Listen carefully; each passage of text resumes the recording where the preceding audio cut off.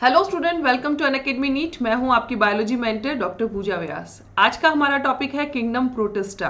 Kingdom protista के अंदर हम डिस्कस करने वाले हैं यूनिसेलुलर यूकैरियोट्स के बारे में। इससे पहले प्रीवियस सेशन के अंदर हम लोगों ने बायोलॉजिकल क्लासिफिकेशन का इंट्रोडक्शन और मोनेरा किंगडम के बारे में स्टडी किया है। चलिए स्टूडेंट स्टार्ट करते हैं। देखिए, जब हम हमारा सेशन स्टार्ट करेंगे उससे पहले मैं कुछ सरप्राइजेस आप लोगों के लिए लेके आई हूँ, वो डिस्कस कर लेती हूँ। हम लेके आए आप लोगों के लिए बैचेस, और ये सुपर बैचेस स्पेशली आपको प्रिपरेशन करवाएंगे 2022 एंड 2023 नीट एग्जाम के लिए। तो सबसे पहले देखिए, ये है आपका exclusive super nurture batch for NEET 2023 और ये 19 मई से स्टार्ट हुआ है। आप इसको ज्वाइन कर सकते हैं। उड़ान बैच फॉर नीट 2022, ये है आपके मेंटर और आप इनको ज्वाइन कर सकते हैं। 19 मई से ये बैचेस स्टार्ट हुए हैं अनअकैडमी प्लेटफॉर्म पे। ये है लीजेंड बैच फॉर नीट 2023 और ये सभी रहेंगे आपके गाइड। तो आप लोग चाहते हैं इन्हें फॉलो करना तो आप इन्हें फॉलो कर सकते हैं। ये बैच भी 19 मई से ही स्टार्ट हुआ है।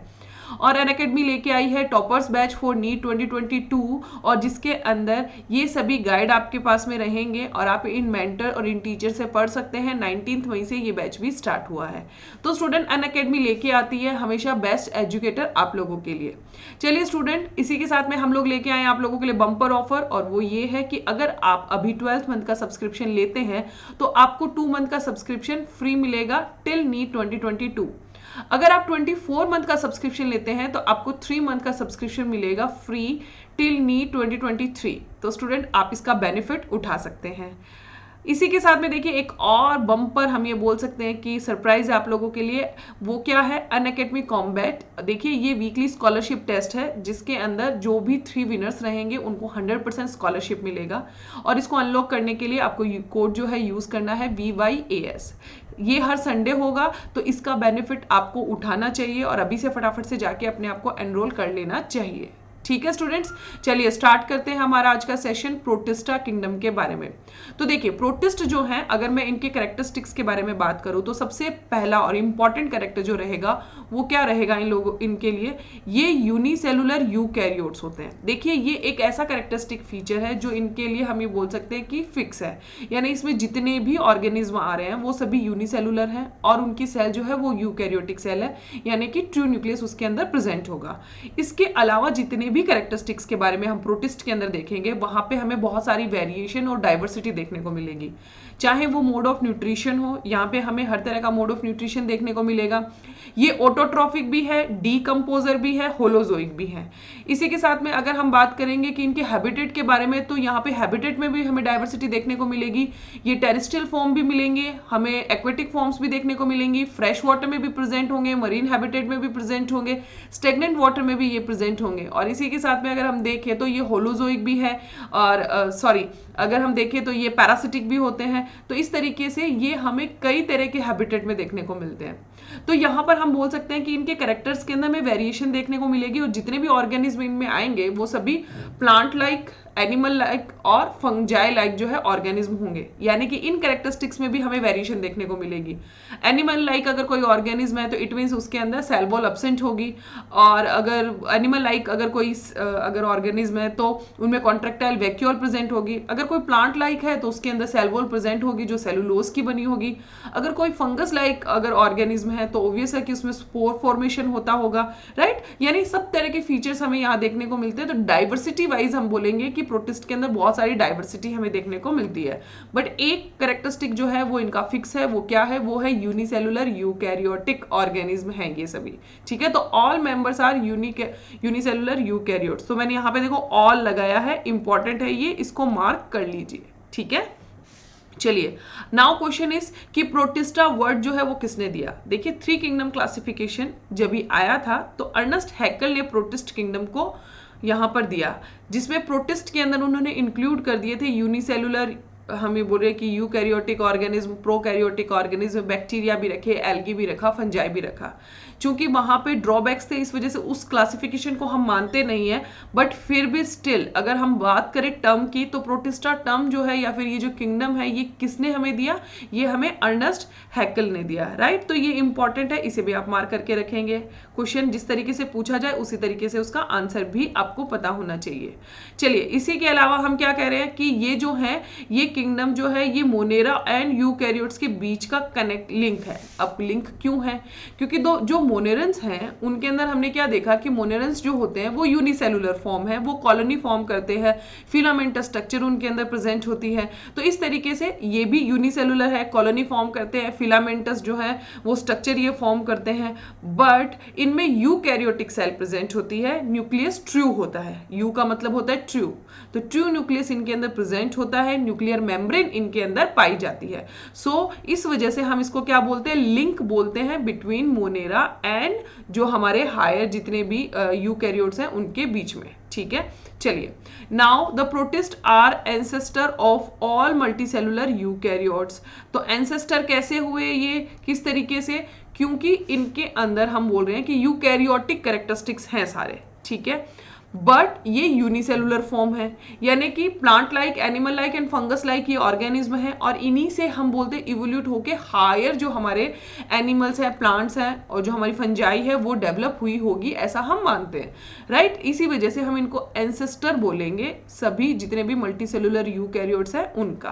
क्लियर हुआ? यहाँ पे ये चीज आपको पता होना चाहिए, ध्यान रखना है, ये चीज क्यों बोला गया है ये भी आपको पता होना चाहिए। चलिए आगे बढ़ते हैं। अब अगर हम बात करेंगे इनके जनरल कैरेक्टरिस्टिक्स में कि ये किस तरह के अगर इनकी स्ट्रक्चर होती है, तो देखिए ये यूनिसेलुलर है, बट यस ये कॉलोनी फॉर्म कर सकते हैं। सो सम आर कॉलोनियल। मैंने देखो यहाँ पे क्या बताया कि कुछ ही होते हैं जो कॉलोनी फॉर्म करते हैं, मैंने ऐसा नहीं बोला है कि सभी कॉलोनी फॉर्म करेंगे, याद रखना है इस चीज को। तो कुछ इसमें से कॉलोनी फॉर्म कर सकते हैं, but without much cellular differentiation, यानी कि जो कॉलोनी होगी उनके अंदर डिफ्रेंशिएशन आपको देखने को नहीं मिलेगा। कई सारी सेल जो है वो आपस में एक साथ में इस तरीके से इकट्ठी हो सकती हैं, और वो चारों तरफ से म्यूसिलेज से कवर होंगी, ठीक है, क्योंकि कॉलोनी बना रहे हैं ना, तो म्यूसिलेज जो है उससे ये कवर होंगी, बट यहाँ पर कोई डिफरेंशिएशन देखने को नहीं मिलेगा। ऐसा नहीं है कि एक ग्रुप ऑफ सेल है जो किसी पर्टिकुलर फंक्शन को परफॉर्म करेगी, दूसरा ग्रुप ऑफ सेल है जो वो किसी और हम बोलते हैं कि वर्क जो है उसको परफॉर्म करेगा, ऐसा हमें यहाँ देखने को नहीं मिलता।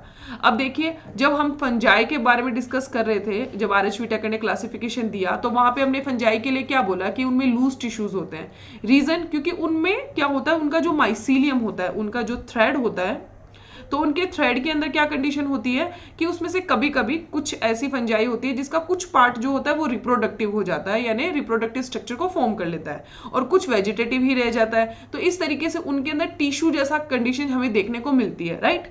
तो लूज टिश्यू हम बोल रहे हैं क्योंकि वहां पर भी डेफिनेट स्ट्रक्चर फॉर्म नहीं होती, जैसे कि हम नॉर्मली टिश्यूज पढ़ते हैं प्लांट में और एनिमल्स के अंदर, वहां पे हमें एक डेफिनेट स्ट्रक्चर और शेप जो है उनके सेल की देखने को मिलती है, बट यहाँ पे ऐसा नहीं देखने को मिल रहा है। तो हमने फंजाई में उसको लूज टिश्यू बोला, और यहाँ पर प्रोटिस्ट के अंदर अगर हम बात करेंगे तो यहाँ हम क्या कह देंगे कि यहाँ पर तो टिश्यू लेवल ही एब्सेंट होता है, क्योंकि ये तो है ही यूनिसेलुलर, तो टिश्यू तो फॉर्म नहीं करेंगे, कॉलोनी फॉर्म जरूर कर रहे हैं, बट वो कॉलोनी जो है वो भी क्या है, उसके अंदर भी हमें डिफरेंशिएशन देखने को नहीं मिल रहा है। क्लियर रखना है इस चीज को।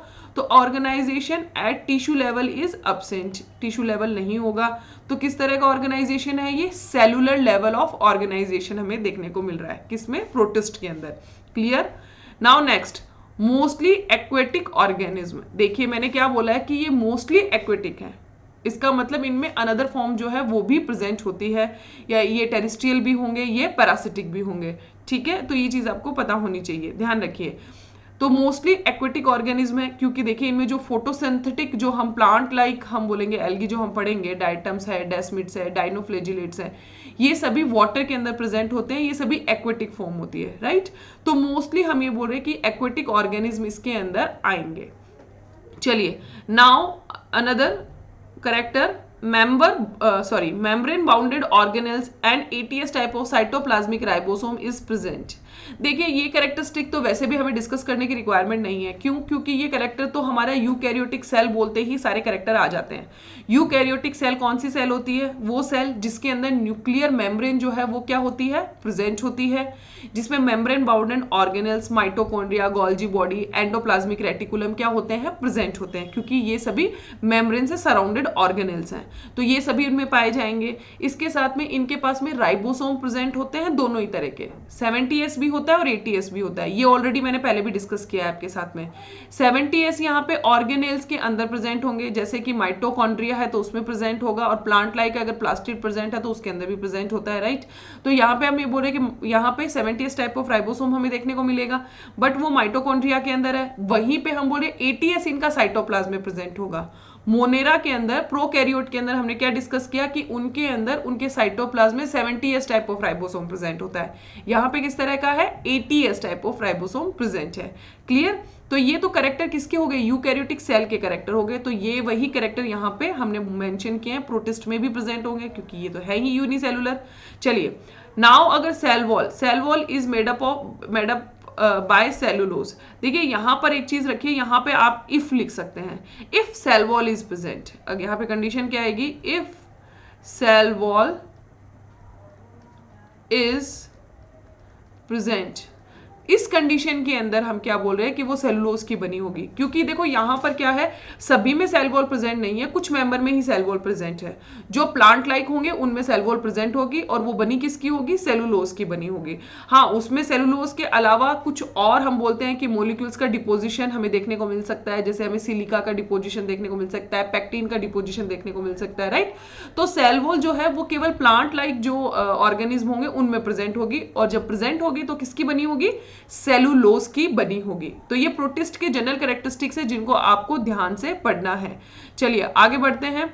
अगर इनके अंदर फ्लैजिला एंड सीलिया प्रेजेंट है, मैं देखो अगर वर्ड क्यों यूज कर रही हूं, यहाँ पे इफ लगाते जाइए, if flagella and cilia is present. क्यों? क्योंकि सभी के अंदर फ्लैजिला एंड सीलिया प्रेजेंट नहीं होते हैं। लोकोमोटरी ऑर्गन उन्हीं में प्रेजेंट होंगे जो मोटाइल फॉर्म होगी। तो जैसे कि डाइटम्स के बारे में बात करूं तो डाइटम्स अपने वेजिटेटिव स्टेट के अंदर, उनके अंदर कभी फ्लैजिला प्रेजेंट नहीं होता, तो उनके अंदर हम इसके बारे में बात नहीं करेंगे। लेकिन अगर हम डाइनोफ्लैजिलेट्स के बारे में बात करते हैं तो उनके अंदर उनके नाम में ही लिखा है DI, डाई से बना दो, और फ्लैजिलेट्स यानी जिनमें फ्लैजिला प्रेजेंट है। तो जिनमें दो फ्लैजिला प्रेजेंट है उनके अंदर फ्लैजिला लोकोमोटरी ऑर्गन है, ठीक है, तो उनमें प्रेजेंट होंगे। तो फिर ऐसी कंडीशन जब उनमें फ्लैजिला प्रेजेंट है, या फिर जैसे कि पैरामीशियम है, तो पैरामीशियम भी क्या है? इन्हीं के अंदर इंक्लूड होते हैं। अब ये जो पैरामीशियम है इसके अंदर क्या होता है? इनका तो पूरा का पूरा जो हम बोलते हैं कि सेल है, ये चारों तरफ से बाहर सीलिया से क्या रहता है? कवर रहता है। तो जब फ्लैजिला या सीलिया किसी में प्रेजेंट है तो उनके अंदर ये 9+2 अरेंजमेंट हमें देखने को मिलेगा।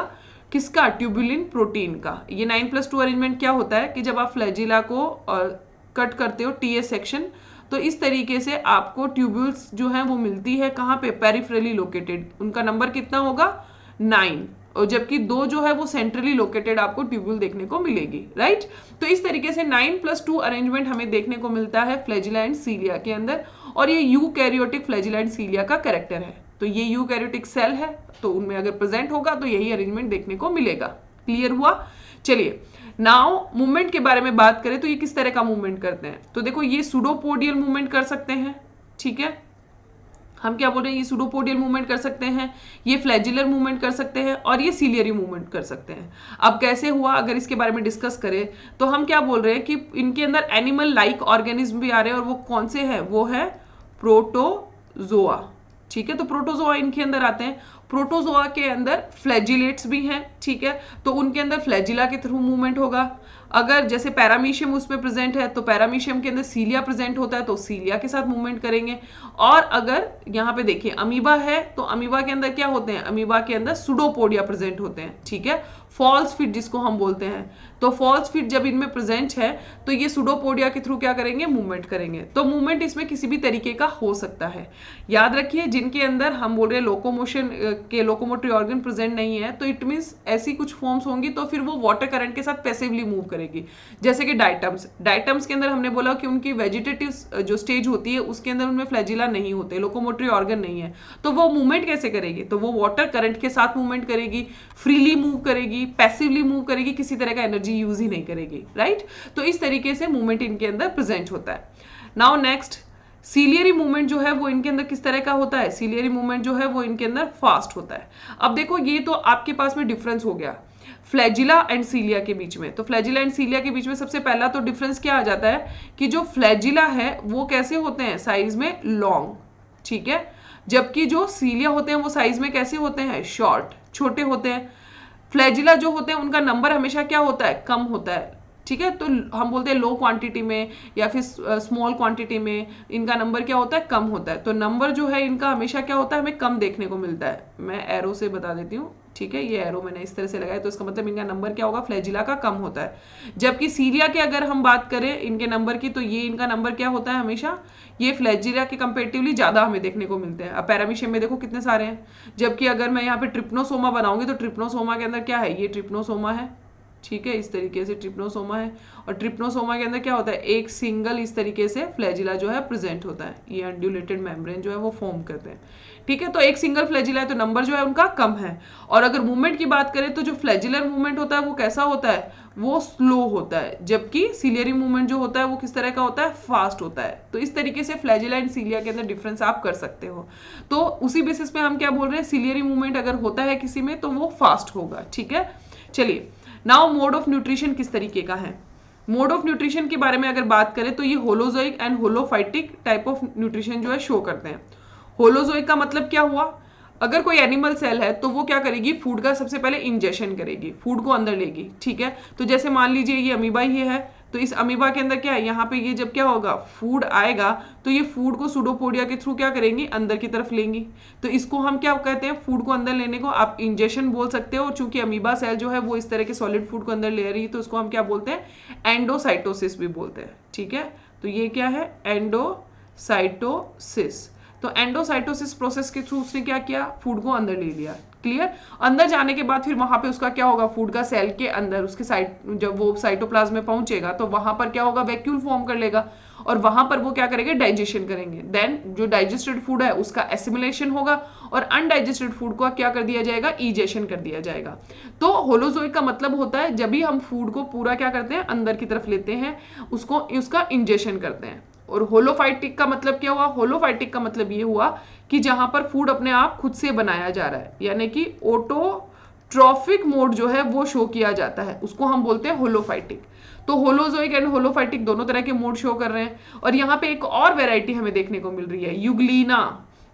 यूग्लिना बहुत इंपॉर्टेंट है, क्यों? क्योंकि यूग्लिना में animal like and plant like सभी तरह के कैरेक्टर जो है वो हमें देखने को मिलते हैं, ठीक है। चलिए, तो यूग्लिना जो है, यूग्लिना किस तरह का है? ये मिक्सोट्रोफिक मोड शो करता है। मतलब क्या हुआ कि जब इसको सनलाइट मिलेगी तभी तो ये क्या करेंगे? ऑटोट्रॉफिक मोड शो करेंगे, फूड खुद से बना लेंगे। लेकिन जैसे ही सनलाइट एब्सेंट है तो ऐसी कंडीशन में ये क्या करेंगे? अपना मोड स्विच करेंगे और ये फिर ये क्या करेंगे? सेप्रोबिक जो मोड है उसको ये अपना लेंगे, ठीक है। तो सेप्रोबिक मोड जो है उसको ये अपना लेंगे। तो ये सेप्रोबिक हैं और साथ में ये क्या है? ऑटोट्रॉफिक भी हैं। तो इस तरह के मोड ऑफ न्यूट्रिशन को हम क्या बोलते हैं? मिक्सोट्रॉफिक मोड ऑफ न्यूट्रिशन बोलते हैं, ठीक है। चलिए, जनरल कैरेक्टरिस्टिक्स जो हमारे कैरेक्टरिस्टिक्स हैं उसमें आगे बात करते हैं रिप्रोडक्शन को लेके कि इनमें रिप्रोडक्शन कैसा है। वैरायटी इतनी मिल रही है तो ऑब्वियस सी बात है कि इसमें भी हमें क्या मिलेगी? वैरायटी देखने को मिलेगी। रिप्रोडक्शन जो है वो किसके थ्रू हो रहा है? एसेक्सुअली भी हो रहा है और सेक्सुअली भी, दोनों ही तरीके से करेंगे। यानी एसेक्सुअली जब करेंगे तो गैमेट नहीं बनेंगे, ना ही फ्यूजन होगा। यहाँ पे डायरेक्टली बाइनरी फ्यूजन के थ्रू या फिर हम ये बोल रहे हैं ना कि डायरेक्टली क्या स्पोर फॉर्मेशन के थ्रू यहाँ पे रिप्रोडक्शन हो जाएगा। सेक्सुअल के अंदर क्या होगा? गैमेट फॉर्मेशन भी होगा और गैमेट का फ्यूजन भी होगा, राइट। तो इस तरीके से ये दोनों ही तरीके से मोड शो करेंगे। अब अगर इनके लाइफ साइकिल की बात करें तो यहाँ पे ये दो तरह के मियोसिस शो कर सकते हैं, zygotic meiosis and gametic meiosis. अभी देखिए ये तो टाइप है मियोसिस के, ये डिपेंड करता है कि किस तरह का मियोसिस होगा। पेरेंटल सेल में नंबर ऑफ क्रोमोसोम कितने हैं। अगर कोई पेरेंट सेल है उसके अंदर नंबर ऑफ क्रोमोसोम क्या है? हैप्लॉइड है। तो ऑब्वियस है जब इनको गैमेट बनाने होंगे तो इनको किसी तरह का मियोसिस नहीं करना पड़ेगा। ये सिंपली क्या करेंगे? माइटोसिस के थ्रू ही यहाँ पर गैमेट फॉर्म कर लेंगे। फिर क्या होगा, जब गैमेट्स दो मिलेंगे आपस में तो उनके फ्यूजन से डिप्लॉयड कंडीशन डेवलप हो जाएगी, ये बन गया जाइगोट। ठीक है, अब इस तरह का जाइगोट जो है वो डायरेक्टली तो पेरेंट के अंदर डेवलप नहीं हो सकता। क्यों? क्योंकि इसके अंदर कंडीशन क्या है, 2n है, जबकि इनके पेरेंट में क्या होनी चाहिए, हैप्लॉइड सेट होना चाहिए। तो ऐसी कंडीशन में जाइगोट यहाँ पे क्या करेगा, जाइगोट यहाँ पर मियोसिस करेगा। ठीक है, तो जब ये मियोसिस यहाँ पे करेगा तो ऐसे मियोसिस को हम क्या बोलेंगे, जाइगोटिक मियोसिस। ठीक है, अभी वैसे ही देखिए, अगर गैमेटिक मियोसिस है तो वो किस में होगा, अगर कोई पेरेंट जो है वो क्या है, डिप्लॉयड है, तो ऐसी कंडीशन में गैमेट फॉर्मेशन के लिए उनको क्या करना पड़ेगा, मियोसिस करना पड़ेगा। और जब वो मियोसिस करेंगे तो नंबर ऑफ क्रोमोसोम हाफ रह जाएंगे और फॉर्मेशन होगा किसका, गैमेट का। ठीक है, तो इस तरीके से गैमेटिक मियोसिस जो है वो इनके अंदर प्रेजेंट होता है। तो दोनों ही तरह से देखने को मिलेगा, जाइगोटिक भी और गैमेटिक भी। चलिए, अब अगर बात करें इनके अंदर कि ये क्या किस तरह के ऑर्गेनिज्म है, तो ये डिकम्पोजर हो सकते हैं, जिसके अंदर एग्जाम्पल में आता है स्लाइम मोल्ड्स। तो स्लाइम मोल्ड्स जो हैं वो क्या है, डिकम्पोजर है। डेड एंड डीके मैटर से हम ये कह सकते हैं कि लार्ज साइज के जो सब्सटेंस है उनका ब्रेकडाउन सिंपलर सब्सटेंस में कर देते हैं and then in simpler substance को वो फूड के तौर पे लेते हैं। तो डिकम्पोजर्स हैं ये। फोटोसिंथेटिक है, ऑटोट्रॉफिक मोड शो करते हैं, जैसे कि डाइटम्स एंड डेस्मिड्स एंड डाइनोफ्लेजिलेट्स, ये सभी क्या हैं, ये सभी अपना फूड खुद से बना सकते हैं क्योंकि ये एल्गी हैं। तो ये जो है ये अपना फूड खुद से बना सकेंगे। और कुछ यहाँ पे पैरासिटिक फॉर्म भी है। पैरासिटिक फॉर्म का मतलब क्या हुआ, जो प्रोटोजोन्स हैं उनमें से कुछ फॉर्म जो है वो डिजीज कॉज करती है, जैसे कि ट्रिप्नोसोमा है वो डिजीज कॉज करते हैं। ठीक है, फिर प्लाज्मोडियम है, मलेरिया डिजीज कॉज करते हैं। ठीक है, एंट अमीबा है, तो ये भी क्या करते हैं, डिजीज कॉज करते हैं। तो इस तरीके से हम क्या बोलते हैं कि ये कई तरह की डिजीज कॉज कर सकते हैं क्योंकि ये पैरासिटिक फॉर्म है। ऑलरेडी पहले भी डिस्कस किया है, फिर से बता रही हूँ, पैरासिटिक फॉर्म के अंदर होस्ट जो होता है वो नेगेटिव होता है, यानी उसको कोई बेनिफिट नहीं होता, नुकसान होता है, डिजीज मिलती है। जबकि जो पैरासाइट होता है उसको वो पॉजिटिव रहता है, उसको फूड मिलता है। ठीक है, तो ये नेगेटिव पॉजिटिव इंटरेक्शन है। तो पैरासाइट जो है फॉर्म अगर है तो वो क्या कर सकती है, डिजीज कॉज कर सकती है, जैसे कि डाइसेंट्रिक, मलेरिया एंड स्लीपिंग सिकनेस। ठीक है, तो इस तरीके से ये हमें डाइवर्सिटी हमें देखने को मिलती है प्रोटिस्ट के अंदर, बहुत सारी वेराइटीज हमें इसमें देखने को मिलेगी। चलिए, नाउ प्रोटिस्ट जो है इसको हम डिवाइड कर सकते हैं इनटू 3 ग्रुप्स।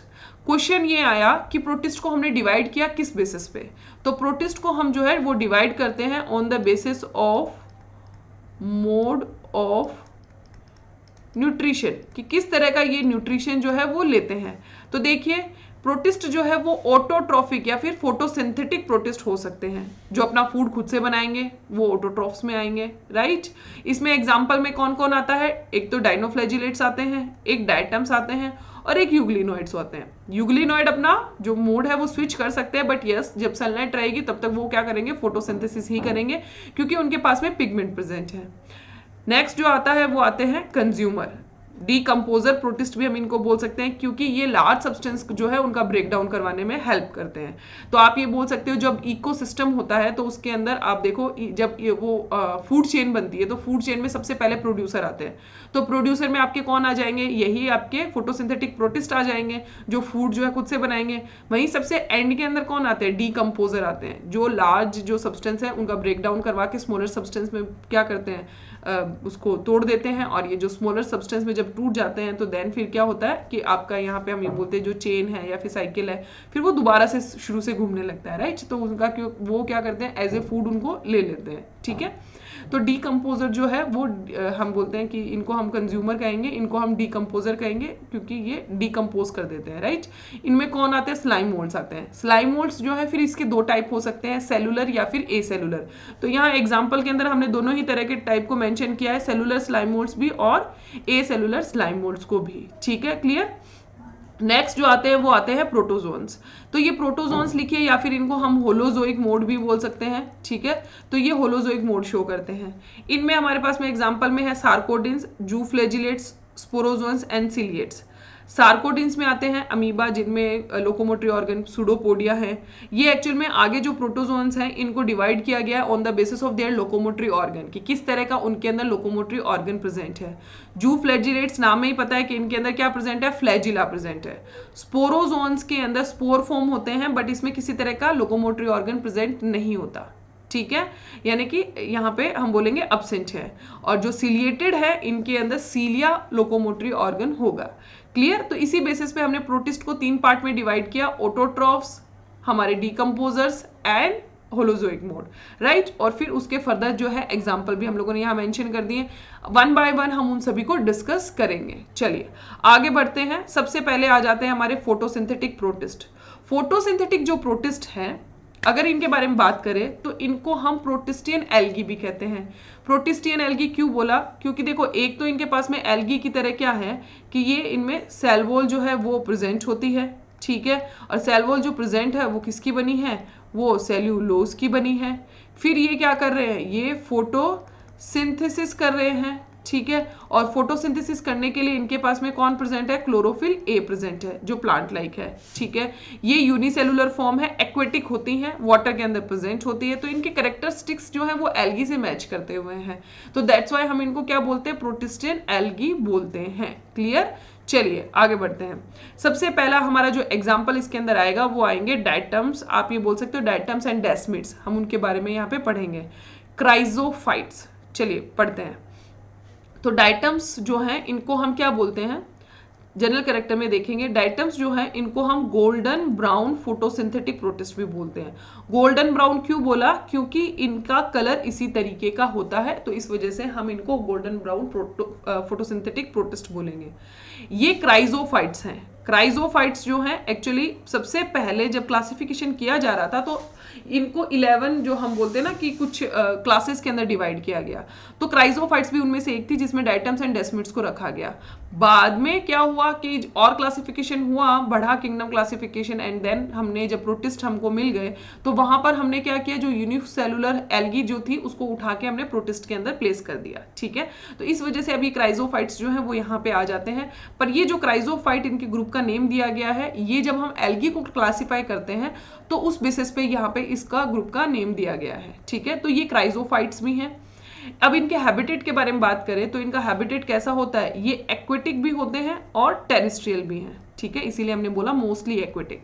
और देखो यहाँ पे क्या लिखा है कि some are marine, some are marine लिखा है, इसका मतलब कुछ ही मरीन है, तो ज्यादातर फिर कौन है, तो ज्यादातर फिर ये कैसे होते हैं, ये फ्रेश वाटर के अंदर प्रेजेंट होते हैं, ठीक है।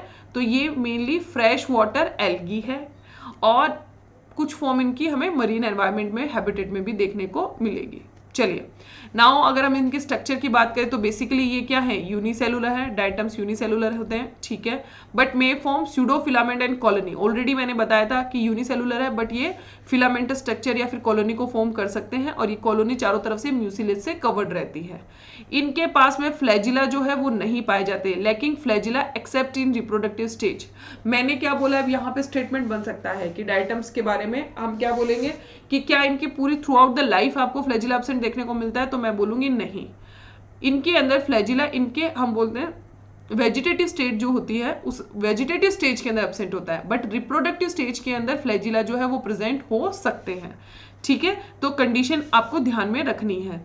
बट वेजिटेटिव जो स्टेज है या वो क्या करेगी, फिर वो लोकोमोशन जो है वो फ्लैजिला के थ्रू नहीं करेगी, फिर वो पैसिवली मूव करेगी, वो वाटर करंट के साथ मूव करेगी, फ्रीली फ्लोट करेगी वाटर के अंदर, ठीक है। तो जब कोई फ्री फ्लोटिंग बॉडी होती है, लिविंग ऑर्गेनिज्म होता है, तो उसको हम क्या बोलते हैं, प्लैंकटोन बोलते हैं, ठीक है।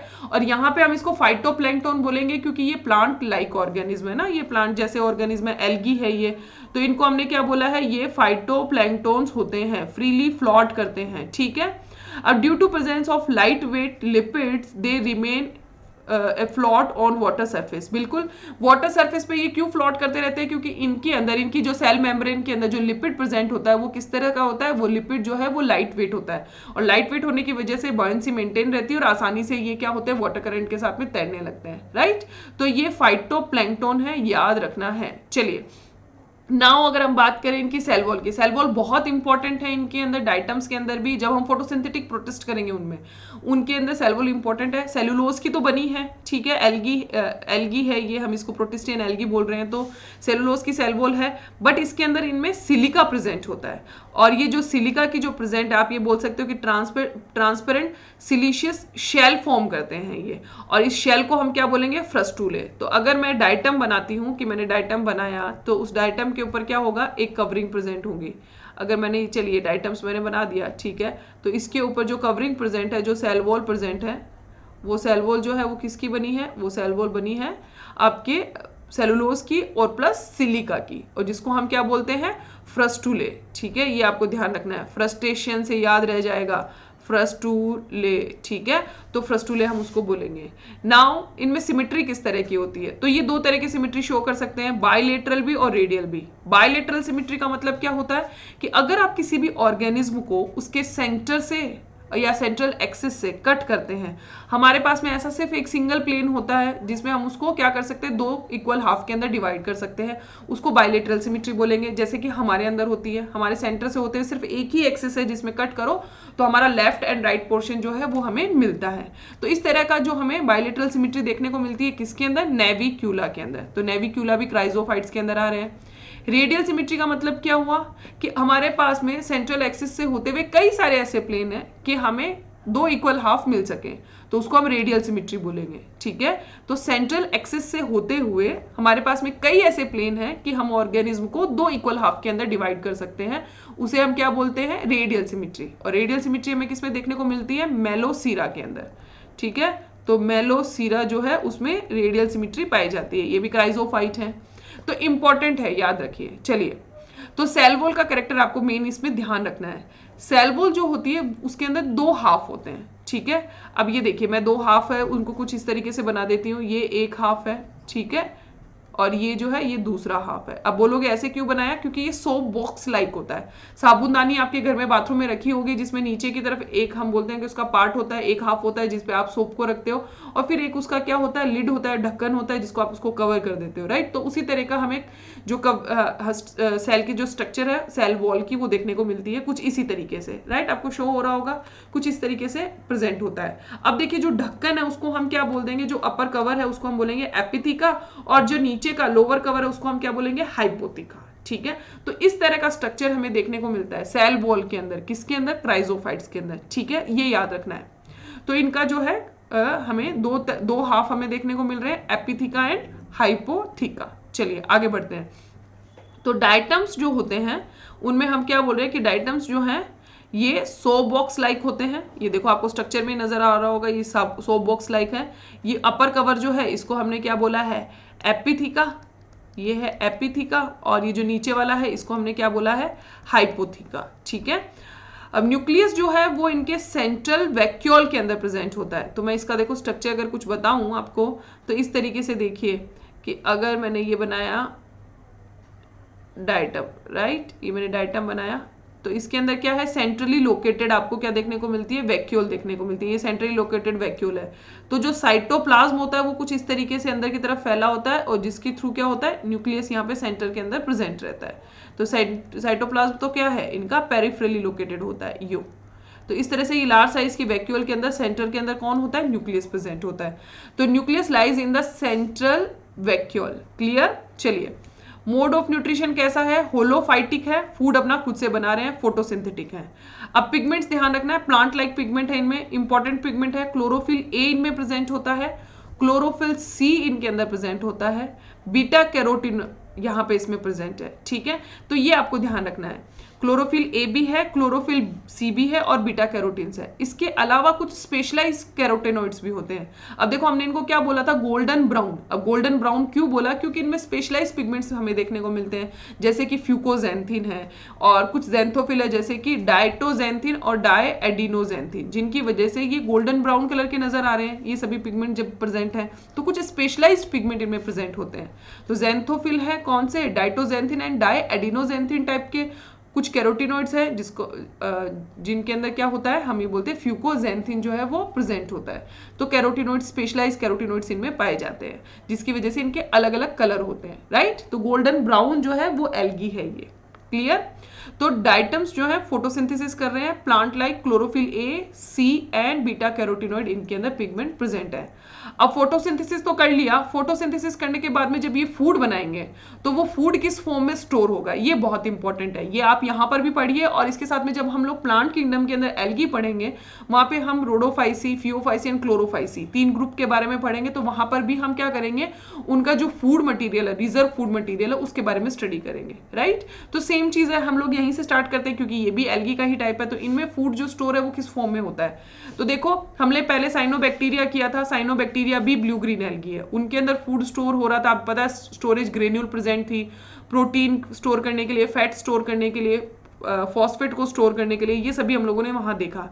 वैसे ही देखिए यहाँ पर, यहाँ क्राइजोफाइट्स के अंदर फूड किस फॉर्म में स्टोर हो रहा है? ऑयल के फॉर्म में और ल्यूकोसिन के फॉर्म में।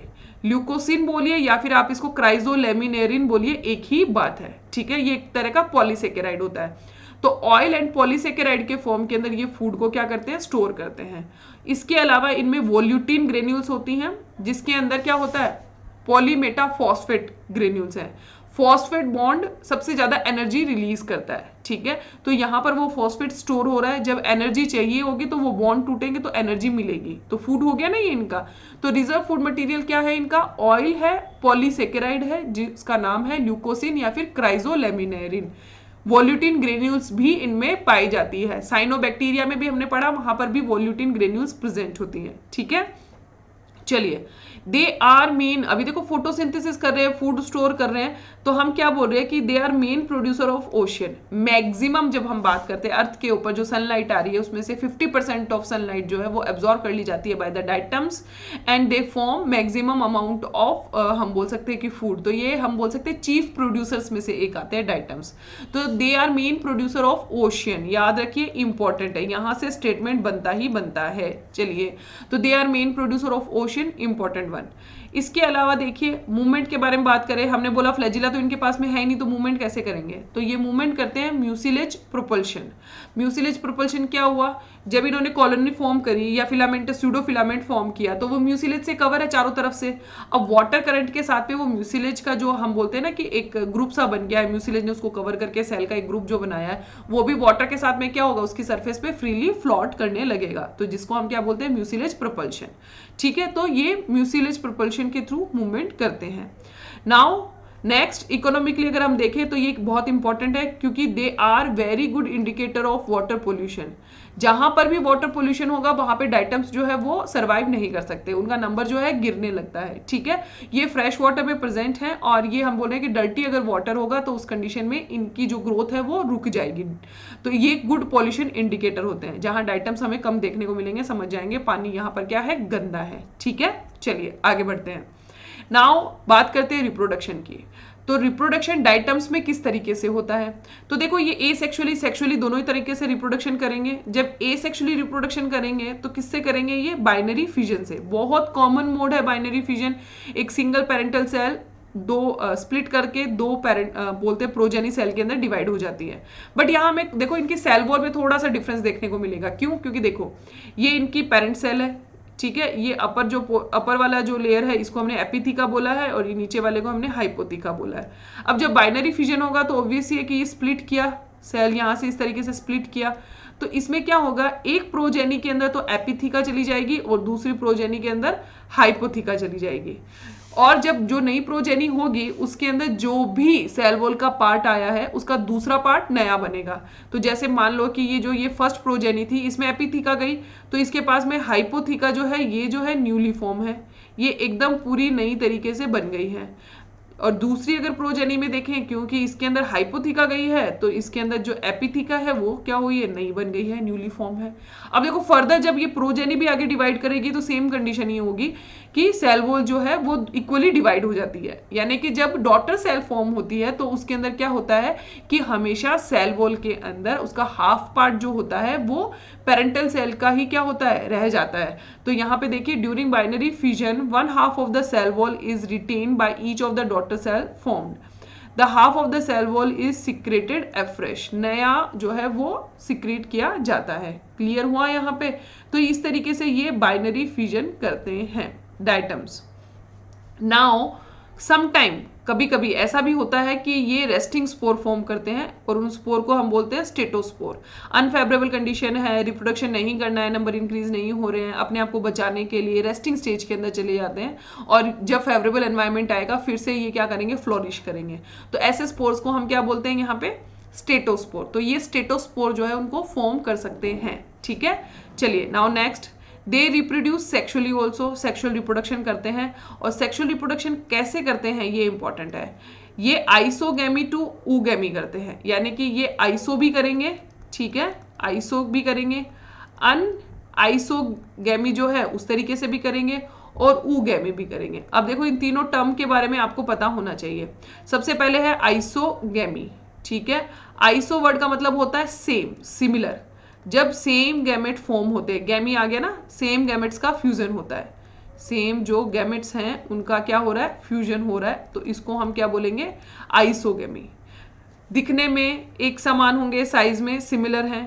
अनआइसोगेमी का मतलब क्या हो गया, अन का मतलब हो गया डिससिमिलर। तो ऐसे गैमेट जो है जो एक दूसरे से क्या है, सिमिलर नहीं है, डिससिमिलर गैमेट है, उनका जब आपस में फ्यूजन होगा तो उसको हम क्या बोलेंगे, अनआइसोगेमी। और ऊगेमी क्या होती है, कंप्लीटली डिफरेंट है। इसके अंदर जो हम बोलते हैं फीमेल गैमेट होता है वो साइज में लार्ज होता है, ठीक है, और हम बोल रहे हैं नॉन मोटाइल है। ये कैसा है, नॉन मोटाइल है, ठीक है। जबकि हम बोलते हैं जो मेल गैमेट है वो कैसा होता है, उसके लिए हम बोलते हैं कि वो मोटाइल होता है और साइज में कैसा होता है, छोटा होता है, स्मॉल साइज होता है, स्मॉल।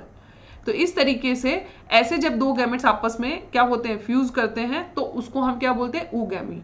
तो इनमें आइसो, अनआइसो एंड ऊगैमी तीनों ही तरीके से सेक्सुअल रिप्रोडक्शन हमें देखने को मिलेगा, तीनों ही तरीके से, याद रखिएगा, क्लियर, ठीक है। चलिए, it involves gametic meiosis as diatoms are generally diploid. मैंने आपको पहले ही बोला था कि किस तरह का मियोसिस होगा, ये डिपेंड करता है कि पेरेंटल सेल के अंदर कंडीशन क्या है, हैप्लॉइड है या फिर डिप्लॉयड है। अब देखो डायटम्स जो होते हैं वो कैसे होते हैं, ये डिप्लॉयड है, तो ऑब्वियस ही बात है इनको गैमेट फॉर्म करने के लिए मियोसिस करना होगा, तो ये किस तरह का मियोसिस करेंगे, गैमेटिक मियोसिस, ठीक है। और इस तरह के लाइफ साइकिल को हम क्या बोल देते हैं, डिप्लॉन्टिक लाइफ साइकिल बोल देते हैं। क्लियर हुआ, क्योंकि डिप्लॉयड स्टेज जो है वो ज्यादा होती है इसके अंदर, क्योंकि डायटम्स जो है पेरेंटल सेल है वो भी डिप्लॉयड होगी, गैमेट बनेंगे वही हैप्लॉयड होगी, फिर जाइगोट बनेगा वो भी डिप्लॉयड होगी, और जाइगोट से जब न्यू पेरेंटल सेल बन जाएगी तो वो भी क्या है, डिप्लॉयड है। तो डिप्लॉन्टिक लाइफ साइकिल जो है यहाँ पे चलता है। क्लियर, चलिए अब देखिए इकोनॉमिकली इंपॉर्टेंट भी है ये डाइटम्स, कैसे हैं, देखो इनके जो हम बोलते हैं कि silica shells of dead diatoms are nearly, हम यहाँ पे बोलते हैं कि ये एक जगह पर इकट्ठे हो जाते हैं, ठीक है ना, nearly indestructible and get accumulated at the sea bed. क्योंकि देखो ये एक्वेटिक फॉर्म्स हैं, वहां पे ये रहती हैं, तो जब डाइटम्स की डेथ हो जाती है तब ये सारे क्या होते हैं, एक जगह पर इस तरीके से इकट्ठे हो जाते हैं। ये आपको स्ट्रक्चर के अंदर नजर आ रहा होगा पिक्चर में। तो यहाँ पर क्या हो गया, ये एक साथ में इकट्ठे हो गए, जिससे इन्होंने क्या कर लेते हैं, ये एक रॉक का फॉर्मेशन कर लेते हैं। अब जो ये रॉक है इसको हम क्या बोलते हैं, इसको हम डाइटमेशियस अर्थ बोलते हैं, इसको हम क्या बोलेंगे, डाइटमेशियस अर्थ, ठीक है। Huge rock deposit of hard shell of diatoms constituent of diatomaceous earth, उसको हम डाइटमेशियस अर्थ बोलेंगे। अब इसको हम क्या करते हैं, ये जो डाइटमेशियस अर्थ है इसको हम फाइन पाउडर के अंदर कन्वर्ट कर सकते हैं, उसको फाइन पाउडर में कन्वर्ट कर लेंगे। आप इसको डाइटोमाइट भी कहते हो, ठीक है। तो डाइटोमाइट जो है, या फिर आप इसको बोलते हो डाइटमेशियस अर्थ, ये कैसा होता है, रफ होता है और ग्रिटी होता है, ठीक है ना, मिट्टी की तरह है, दानेदार है ये, और इसका यूज किया जाता है बहुत सारी जगह, ठीक है। कैसे कैसे यूज कर सकते हो, it is used in filters in brewing industry, ठीक है, फिल्टर के फॉर्म में, शुगर केन एंड रिफाइनरीज के अंदर यूज किया जाता है एज ए फिल्टर, ठीक है। इसके साथ में आप इसको किसी भी जो सिरप होता है उसको शाइनिंग प्रोवाइड करने के लिए, अगर आप कोई रूम है तो रूम को इंसुलेटर बनाने के लिए, साउंड प्रूफ बनाने के लिए आप इनका यूज करते हो। तो डाइटोमाइट जो है उसका यूज कई तरीके से किया जाता है। कॉमन एग्जाम्पल अगर हम देखें इनके तो क्या क्या है, ट्राइसिरेशियम, मेलोसीरा, नेविक्यूला, सिम्बेला, ये इसके एग्जाम्पल है, जिसमें से मेलोसीरा, नेविक्यूला तो आपको याद हो ही गया होगा, क्योंकि मेलोसीरा में रेडियल सिमिट्री होती है और नेविक्यूला के अंदर क्या होती है, बायलेटरल सिमिट्री हमें देखने को मिलती है। तो कुछ एग्जाम्पल हमें आसानी से ऐसे भी याद हो गए हैं। तो डाइटोमाइट का फॉर्मेशन या फिर डाइटमेशियस अर्थ का फॉर्मेशन जो है वो इनका बहुत ही इंपॉर्टेंट है, यहाँ से क्वेश्चन पूछा जाता है, ठीक है। ये इकोनॉमिकली इंपॉर्टेंट बात हुई इनके बारे में। तो ये है डाइटम्स। नाउ द नेक्स्ट जो हमारा एग्जाम्पल इसके अंदर आता है वो आता है डाइनोफ्लैजिलेट्स, फोटोसिंथेटिक जो प्रोटिस्ट है उनमें। डाइनोफ्लैजिलेट्स के अंदर अगर आप देखोगे तो यहाँ पे देखो इनके नाम से ही पता चल रहा है, डाई का मतलब क्या होता है, 2, ठीक है। और देखो फ्लैजिलेट्स का मतलब हो गया यहाँ पे प्रेजेंस ऑफ फ्लैजिला, यानी इनकी जो मेन वेजिटेटिव बॉडी है उसके अंदर 2 फ्लैजिला प्रेजेंट होंगे। इसके साथ में देखो यहाँ पर आपको नजर आ रहा होगा इस पिक्चर के अंदर कि ब्लू कलर का चमकता हुआ ओशन नजर आ रहा है। अब ये चमकीला किसकी वजह से है? डायनोफ्लैजिलेट्स की वजह से, क्योंकि इनके अंदर, इनके कुछ मेंबर्स के अंदर आपको देखने को मिलता है ये बायोल्यूमिनेसेंस शो करते हैं, यानी कि अपनी बॉडी से बाहर क्या करते हैं, लाइट को अमिट करते हैं, तो ये चमकते हुए चमकीले नजर आते हैं। तो इस तरीके से ये आपको जो चमकीला समुद्र नजर आ रहा है किसकी वजह से आ रहा है? डायनोफ्लैजिलेट्स की वजह से आ रहा है। चलिए अब इसको थोड़ा सा और हम डिस्कस कर लेते हैं, जनरल कैरेक्टरिस्टिक्स क्या क्या है। ये गोल्डन ब्राउन हम बोल रहे हैं कि फोटोसिंथेटिक प्रोटिस्ट हैं, बट इनके अंदर हमें कई तरह के कलर देखने को मिलते हैं, क्योंकि इनके पास में बहुत सारे कई तरह के, क्योंकि इनमें पिगमेंट है, तो ये जो है red, yellow, brown and blue colour के हो सकते हैं। ठीक है, तो depending upon the pigments they may appear red, yellow, brown and blue. Belong to the class dinophyceae और पायरोफाइसी। तो देखो पायरोफाइटा बोलिए, ये जो है इस क्लास से हम बोलते हैं बिलोंग करते हैं। तो क्राइजोफाइट्स, पायरोफाइटा, साइनोफाइटा, ये सभी जो है एल्गी के ही क्या थे, पहले ग्रुप्स थे जिनको क्लासिफाई किया गया था। अभी तो हम इनको प्रोटिस्ट में पढ़ रहे हैं। तो पायरोफाइटा जो है ये जो डायनोफ्लैजिलेट्स है, पायरोफाइटा क्लास जो है इससे बिलोंग करते हैं। अब देखिए ये क्या कह रहे हैं हम इनके हैबिटेट के बारे में, कि इनका हैबिटेट जो है वो किस तरह का होता है। इनका हैबिटेट जो है वो मेनली क्या है, वो मेनली मरीन है। ठीक है, यानी कि यहाँ पर देखो कुछ फॉर्म्स हमें फ्रेश वाटर में देखने को मिलेगी, जबकि हमने जब क्राइजोफाइट्स किए तो उनके अंदर हमें ज्यादातर फ्रेश फॉर्म्स देखने को मिल रही थी, कुछ जो है वो मरीन हैबिटेट में प्रेजेंट थी। यहाँ पे जस्ट उसका अपोजिट है, ये मेनली मरीन हैबिटेट में रहते हैं, कुछ फॉर्म्स जो होती है वो हमें फ्रेश वाटर के अंदर देखने को मिलती है। नाउ बॉडी का अगर हम स्ट्रक्चर देखें तो देखो हमने बोला था कि सेल वॉल जो है बहुत इंपॉर्टेंट है। तो body is enclosed by the rigid coat called theca और लोरिका। तो देखिए हमने क्राइजोफाइट्स में क्या बोला, वहां पे उसको फ्रस्टुले बोलते हैं, बट यहाँ पे इसको क्या बोलते हैं, थीका या फिर लोरिका बोलते हैं। और इनकी जो सेल वॉल है वो किसकी बनी है, सेलुलोज के साथ साथ में पैक्टीन की बनी होती है। तो अगर मैं इनका स्ट्रक्चर बनाऊं कुछ इस तरीके से कि ये जो है इनका जो आउटर सरफेस है उस पे इस तरह से प्लेट लाइक, जैसे फिश के ऊपर होता है ना, इस तरह की आप धारियां बनाते हो, राइट। तो ये जो है यहाँ पर इस तरह से प्लेट लाइक जो है, इनमें पैक्टीन जो है वो प्रेजेंट होता है। तो हम क्या कह रहे हैं, इनका जो सेल वॉल है वो किसका बना है, सेलुलोज का और पैक्टीन का बना है। इस वजह से हम इनको क्या बोलते हैं, आर्मर्ड डायनोफ्लैजिलेट्स भी बोलते हैं। ठीक है, धसी हुई पट्टियां होती है ना, उस तरीके से इनके अंदर इनकी सेल वॉल बनी होती है। अब ये तो क्या हो गया, आर्मर्ड, हम बोल रहे हैं कि डायनोफ्लैजिलेट्स है ये। ठीक है, अब थीका हैज जनरली 2 ग्रूव्स। अब इनकी थीका के अंदर हमें 2 ग्रूव्स देखने को मिलती है, लॉन्गिट्यूडिनल जिसको हम क्या बोलते हैं स्लक्स, एंड ट्रांसवर्स ग्रूव होती है जिसको हम क्या बोलते हैं सिनगुलम या फिर एन्युलस या फिर गर्डल हम उसको बोलते हैं। ठीक है, तो देखो ये आपको यहाँ पर मैंने ट्रांसवर्स जो है उसको शो किया हुआ है। ट्रांसवर्स जो ग्रूव है, ये जो ट्रांसवर्स है इसको आप क्या बोलोगे, इसी को आप गर्डल, ठीक है, सिनगुलम और एन्युलस बोलोगे। वहीं जो इनका हम बोले लॉन्गिट्यूडिनल जो ग्रूव होती है उसको हम स्लक्स बोलते हैं। और इन ग्रूव के अंदर क्या प्रेजेंट होता है, इन ग्रूव के अंदर इनका फ्लैजिला प्रेजेंट होता है। ठीक है, चलो तो देखो इनके अंदर जो फ्लैजिला है वो कितने हैं, 2 है। और कंडीशन क्या होती है, हिट्रोकॉन्ट कंडीशन होती है। हिट्रो के अंदर, हिट्रोकॉन्ट का मतलब क्या हुआ, हिट्रो का मतलब होता है विषम, डिफरेंट। ठीक है, तो जब 2 फ्लैजिला प्रेजेंट होंगे दोनों ही कैसे होते हैं, डिफरेंट होते हैं। जैसे कि आपको इसके अंदर नजर आ रहे होंगे, ये एक फ्लैजिला तो क्या है लार्ज साइज का है, दूसरा फ्लैजिला जो है वो कैसा है, स्मॉल साइज है। और यहाँ पर हम बोल सकते हैं कि एक चाबुक जैसा हो सकता है, एक रिबन जैसा हो सकता है। तो इस तरीके से हमें डिफरेंस देखने को मिलता है जब 2 फ्लैजिला में, तो उस कंडीशन को हम बोलते हैं हिट्रोकॉन्ट। ठीक है, एक फ्लैजिला स्मूथ हो सकता है, दूसरा जो है वो रफ हो सकता है। तो इसी तरीके से इनमें भी हिट्रोकॉन्ट कंडीशन होती है, 2 डिफरेंट टाइप ऑफ फ्लैजिला इनमें प्रेजेंट होते हैं।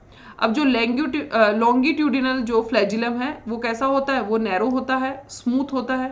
एंड ट्रांसवर्स जो फ्लैजिला है वो रिबन लाइक होता है। ठीक है ना, तो ये इनमें क्या आ गया, डिफरेंस आ गया। तो इसी वजह से हमने क्या बोल रहा कि हिट्रोकॉन्ट कंडीशन इनमें प्रेजेंट होती है। अब फोटोसिंथेसिस मेन काम है इनका, ये भी एल्गी है, गोल्डन ब्राउन एल्गी है। तो ये फोटोसिंथेसिस कैसे करती है, तो इनके पास में भी पिगमेंट प्रेजेंट है। अब वो पिगमेंट कौन से हैं, तो इनके पास में प्रेजेंट होता है chlorophyll a and chlorophyll c, similar है with the chrysophytes but they have alpha carotene. जबकि जो क्राइजोफाइट्स है उनमें कौन प्रेजेंट होते हैं, बीटा कैरोटीनॉइड। अब यहाँ पे भी क्या है, ज़ैंथोफिल प्रेजेंट है, बट वहाँ पे स्पेशलाइज ज़ैंथोफिल थे, डाइटोज़ैंथिन एंड डायएडिनोज़ैंथिन। ठीक है, तो यहाँ पर chlorophyll a, c and alpha carotene जो है वो फोटोसिंथेटिक पिगमेंट प्रेजेंट होते हैं। तो ये डिफरेंस हो गया। फूड बनाएंगे खुद का, तो फूड को स्टोर भी करेंगे जो बना है, तो उसको किस फॉर्म में करेंगे, कार्बोहाइड्रेट एंड ऑयल्स के फॉर्म में स्टोर करेंगे, जैसा कि हम लोगों ने क्राइजोफाइट्स में भी पढ़ा। बट वहां पे स्पेशलाइज शुगर प्रेजेंट होती है जिसको हम बोलते हैं क्राइजोलैमिनेरिन या फिर ल्यूकोसिन। ठीक है, चलिए इसके अलावा देखो यहाँ पे देखो ये स्ट्रक्चर है, कई सारे डायग्राम्स जो है हम लोग लेके आए हैं, जिसमें देखो ये पेरिडीनियम को देखो, पेरिडीनियम के अंदर आपको ये ग्रूव नजर आ रही है, दैट इज ट्रांसवर्स ग्रूव। ठीक है, और ये जो है लॉन्गिट्यूडनल ग्रूव से निकल के आ रही है। दोनों ही फ्लैजिला डिफरेंट है, साइज में आपको डिफरेंस नजर आ रहा होगा। जिम्नोडीनियम के अंदर भी आपको इसी तरीके से यहाँ पर देखो क्लियर कट आपको ट्रांसवर्स एंड लॉन्गिट्यूडिनल दोनों ही ग्रूव नजर आ रही है। लॉन्गिट्यूडिनल जो ग्रूव है उसको हम क्या बोलते हैं, स्लक्स बोलते हैं। ठीक है, तो जिम्नोडीनियम के अंदर देखो यहाँ पर हमें क्लियर कट मेंशन है, और ऐसे गोनियोलेक्स जो है उसके अंदर भी आपको ट्रांसवर्स भी नजर आ रही है, और आपको हम बोले लॉन्गिट्यूडिनल जो है वो भी नजर आ रही है। जो आपका ट्रांसवर्स वाला फ्लैजिला साइज में बड़ा होता है तो वो चारों तरफ से उस पूरी हम बोलते हैं गर्डल के अंदर क्या रहता है, हम बोलते हैं घुमा रहता है। ठीक है, और ये है स्लग्स, लॉन्गिट्यूडिनल ग्रूव को हम स्लग्स कहते हैं। क्लियर, तो इस तरह का देखो इनका स्ट्रक्चर है। बाहर से आपको नजर आ रहा होगा कि आपको यहाँ पे कुछ स्कल्पचर्ड प्लेट्स नजर आ रही होंगी, जो किसकी बनी है, सेलुलोज एंड पैक्टीन की बनी होती है।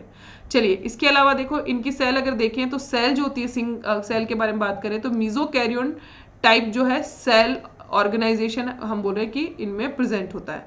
मीजोकैरियोन क्यों बोला है, क्योंकि जो इनका न्यूक्लियस होता है तो उसके अंदर जब हम बोलते हैं जेनेटिक मटीरियल डिवाइड करता है तो वो न्यूक्लियर मेम्ब्रेन के अंदर ही डिवाइड कर लेता है। तो ऐसा नहीं होता कि न्यूक्लियर मेम्ब्रेन पहले डिसअपियर होती है एंड देन जो है वो डीएनए रेप्लिकेट करेगा और वो सेपरेट होगा, डिफरेंट पोल की तरफ जाएगा। उस इनके अंदर क्या होता है कि डीएनए रेप्लिकेशन और रेप्लिकेशन के बाद में उनका सेपरेशन जो है वो न्यूक्लियर मेम्ब्रेन के अंदर ही हो जाता है, न्यूक्लियर मेम्ब्रेन डिसअपियर नहीं होती। तो ऐसा जो हम बोलते हैं न्यूक्लियस होता है उसको हम मीजोकैरियोन बोलते हैं। मीजो का मतलब हो गया मिडल, कैरियोन का मतलब हो गया न्यूक्लियस, तो मिडल टाइप ऑफ इस तरह का कैरियोन है। ठीक है ना, तो मीजोकैरियोन टाइप ऑफ सेल ऑर्गेनाइजेशन हमें देखने को मिलेगा।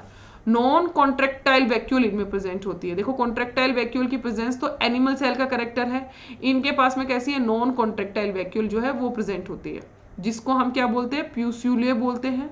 ठीक है, और यहाँ पर ये काम कर रही है किसका, वही जो कॉन्ट्रेक्टाइल वैक्यूल करती है। और ये प्रेजेंट कहाँ होती है, नियर द फ्लैजिलर बेस, तो जहां से फ्लैजिला निकलता है उसके बेस पे जो है वो ये वैक्यूल प्रेजेंट होती है। नाउ रिप्रोडक्शन की बात करें डायनोफ्लैजिलेट्स के अंदर, तो ये भी ए सेक्सुअली एंड हम बोल रहे हैं कि सेक्सुअली डिवाइड करेंगे। और ए सेक्सुअली डिवाइड कर रहे हैं तो कैसे कर रहे हैं, सेल डिवीजन के थ्रू, और इसी को हम क्या बोल देंगे, बाइनरी फिजन बोल देंगे। और जब सेक्सुअल रिप्रोडक्शन करेंगे तो कैसे करते हैं, isogamous and anisogamous. Oogamous type of reproduction देखो इसमें नहीं है। तो dinoflagellates they reproduce by they sexually reproduce by isogamy और एनाइसोगेमी, राइट। और एग्जाम्पल है हमारे पास में सीरेशियम, सीरेशियम के अंदर इसी तरीके से सेक्सुअल रिप्रोडक्शन पाया जाता है। नाउ देखो इनके लाइफ साइकिल के अंदर जाइगोटिक मियोसिस आपको देखने को मिलता है सीरेशियम के अंदर एंड जिम्नोडीनियम के अंदर। अब क्यों देखने को मिला, क्योंकि इनकी जो पेरेंटल सेल है वो कैसी है, हैप्लॉइड है, तो दैट्स वाई ये जाइगोटिक मियोसिस करते हैं। बट कुछ ऐसी फॉर्म भी है जैसे कि नॉक्टिल्यूका, नॉक्टिल्यूका के अंदर गैमेटिक मियोसिस हो रहा है, यानी कि ये किस तरह की फॉर्म है, ये डिप्लॉइड फॉर्म है। सीरेशियम जो है और जिम्नोडीनियम जो है वो हैप्लॉइड हम बोलते हैं कि फॉर्म है। तो इस तरह के अंदर जाइगोटिक एंड गैमेटिक मियोसिस दोनों ही तरह का मियोसिस हमें देखने को मिलेगा। एग्जाम्पल लर्न होते तो ठीक है, वरना इतना इंपॉर्टेंट नहीं है, सिर्फ समझाने के लिए कि दोनों तरह की हमने बात की कि मियोसिस प्रेजेंट है, तो कुछ एग्जाम्पल्स भी हमें पता होना चाहिए। जिम्नोडीनियम नॉक्टिल्यूका जो है बहुत इंपॉर्टेंट एग्जाम्पल है डायनोफ्लैजिलेट्स के। चलिए वो कैसे है देखो, नॉक्टिल्यूका जो है और जो हम बोल रहे हैं पायरोडीनियम है, पायरोसिस्टिस है, ये तीन हमारे पास में ऐसे एग्जाम्पल है जो कि बायोल्यूमिनेसेंस शो करते हैं, यानी कि अपने लाइट जो अपने बॉडी से सेल से लाइट को एमिट करते हैं, जिसकी वजह से ये चमकीले दिखाई देते हैं। अब देखो यहाँ पर पूरा जब हम लोग पूरा क्लासिफिकेशन पढ़ते हैं तो क्लासिफिकेशन के अंदर आपको ध्यान रखना है, हम तीन जगह बायोल्यूमिनेसेंस के बारे में बात करते हैं। एक तो हम बात करते हैं यहीं पे, यानी कि आपके जब डायनोफ्लैजिलेट्स के बारे में पढ़ रहे हैं तो नॉक्टिल्यूका, पायरोडीनियम एंड पायरोसिस्टिस जो है वो लाइट एमिट करते हैं, बट यहाँ पे पर्टिकुलर ऑर्गेनिज्म कर रहा है। जब हम एनिमल किंगडम करेंगे तो वहां ऑर्थोपोड के अंदर जुगनू पढ़ेंगे, तो जुगनू जो है वो भी क्या करता है, लाइट को एमिट करता है, बट सिंगल ऑर्गेनिज्म के बारे में ही बात कर रहे हैं। बट वहां पे पूरा का पूरा एक हम बोलते हैं फाइलम है टिनोफोरा, जो बायोल्यूमिनेसेंस शो करता है, यानी उसके जो 100 मेंबर है सभी के सभी लाइट को एमिट करेंगे। तो इस तरीके से तीन जगह आप बायोल्यूमिनेसेंस के बारे में पढ़ते हैं जब हम क्लासिफिकेशन पढ़ते हैं। याद कर लीजिए, अभी डायनोफ्लैजिलेट्स जो है बायोल्यूमिनेसेंस शो करते हैं, example noctiluca, pyrodinium and pyrocystis. Clear, चलिए आगे बढ़ते हैं। गोनियोलेक्स, गोनियोलैक्स जो है catenella produce a saxitoxin into the sea. अब ये सेक्सी टॉक्सिन जो है ये टॉक्सिक सब्सटेंस है जिसको ये रिलीज करते हैं। अब इससे होता क्या है, एक्चुअल में गोनियोलैक्स जो है वो सेक्सी टॉक्सिन जो सब्सटेंस है उसको सी में रिलीज करता है, जिसकी वजह से हम बोलते हैं कि सेल फिश पॉइजनिंग हो जाती है। अब ये जो शेल फिश है ये क्या करती है, ये शेल फिश जब ये वाटर ड्रिंक करती है तो सेक्सी टॉक्सिन को अपने अंदर एक्यूमुलेट कर लेती है, तो यहाँ पर एक्यूमुलेशन हो जाता है। जब शेल फिश, ऐसी शेल फिश को हम बोल रहे हैं कोई भी ह्यूमन नॉन वेजिटेरियन जब खाएगा तो उसके अंदर सेक्सी टॉक्सिन चला जाएगा, जिसकी वजह से क्या हो जाता है, उनमें पैरालिसिस हो जाता है। ठीक है, तो जब उनमें क्या हुआ, शेल फिश की वजह से पैरालिसिस हुआ तो इसको हम बोलते हैं शेल फिश पॉइजनिंग। बल्कि ये पॉइजनिंग हो किसकी वजह से रही है, ये हो गोनियोलैक्स की वजह से रही है, क्योंकि वो टॉक्सिन सब्सटेंस सेक्सी टॉक्सिन को सी के अंदर रिलीज करते हैं, जिसको ये एक्यूमुलेट कर लेती हैं शेल फिशेस। ठीक है, तो ये इंपॉर्टेंट हो गया फिर आपके लिए। और नेक्स्ट, कुछ डायनोफ्लैजिलेट्स जो हैं proliferate in large number and cause red sea. देखो ये रेड सी कोज करते हैं, जिसमें कौन आते हैं, गोनियोलैक्स एंड जिम्नोडीनियम। ठीक है, इससे पहले भी साइनोबैक्टीरिया के अंदर हमने पढ़ा था, तो वहां पे हमने क्या बोला था कि वो क्या करते हैं, ट्राइकोडेस्मियम इरिथ्रियम, वहां पे ये ओशन के अंदर रेड कलर प्रोवाइड कर रहे हैं। वहीं यहाँ पे जिम्नोडीनियम एंड गोनियोलैक्स ये काम कर रहे हैं। गोनियोलैक्स वही है जो सेक्सी टॉक्सिन को रिलीज कर रहा है, राइट।